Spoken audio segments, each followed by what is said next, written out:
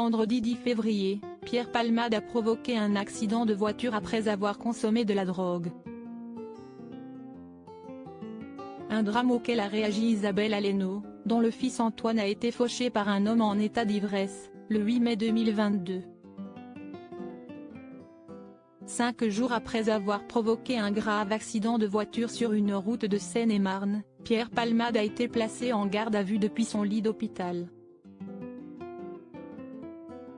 Sous l'emprise de la cocaïne, l'humoriste a percuté un véhicule arrivant en sens inverse et dans lequel se trouvait une femme enceinte, qui a depuis perdu son bébé, ainsi qu'un homme et un petit garçon de 6 ans, qui sont toujours en réanimation.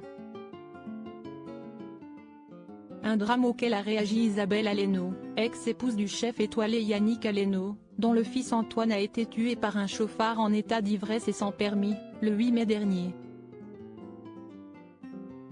Invitée sur BFM TV ce mercredi 15 février, la mère de famille, qui a fondé une association d'aide aux victimes, a fait part de sa colère face à une telle tragédie.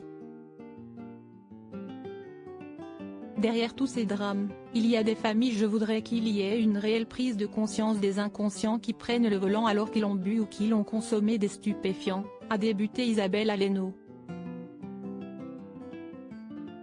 Et de rappeler les dangers de la conduite sous influence. Lorsqu'on prend le volant dans cet état, on a une véritable arme entre les mains et malheureusement dans les nombreux témoignages que nous avons reçus des familles, l'alcool et la drogue sont des sujets qui reviennent régulièrement comme cause de ces drames. Visiblement très émue, la mère d'Antoine Aleno a également évoqué la détresse des familles de victimes d'accidents de la route. Derrière tous ces drames, il y a des familles, il y a des mamans, il y a des papas, il y a des frères, il y a des sœurs, il y a des cousins, des cousines, des grands-parents. Pour nous, on prend perpète. Moi, je ne me remettrai jamais de la perte de mon fils.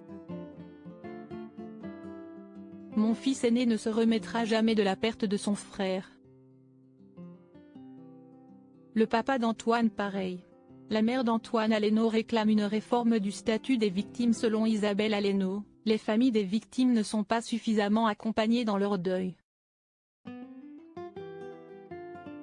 Je voudrais qu'on entende vraiment le discours de toutes ces familles qui se sentent vraiment très seules. Les familles sont seules dans leur drame. On vit un véritable cataclysme, on est dans un véritable cauchemar. Il n'y a aucun accompagnement, si est aussi pour ça qu'on a fondé l'association qui porte le nom d'Antoine. On entend beaucoup de solitude.